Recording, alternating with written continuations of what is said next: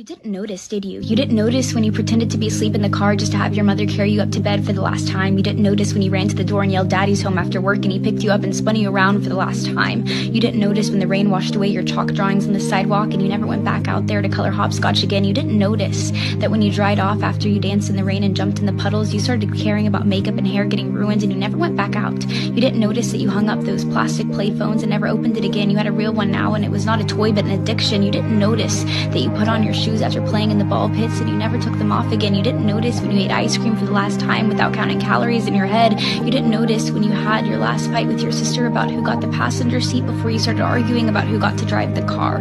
You didn't notice when you stopped believing in Santa Claus as the magic of Christmas was replaced with material wish lists. You didn't notice when you stopped believing in a monster that lived under your bed as it started to come out in the reflection of your mirror. You didn't notice when you went to field day for the last time, when you got your last participation trophy, when you kicked your brother's seat during a road trip for the last time, when you had your last play date with your Barbies, when you had your last Disney movie night with your family. You didn't notice that grandparents don't last forever. You didn't notice that your childhood cat wasn't eternal. You didn't notice your parents are growing up too. You didn't notice it, do you?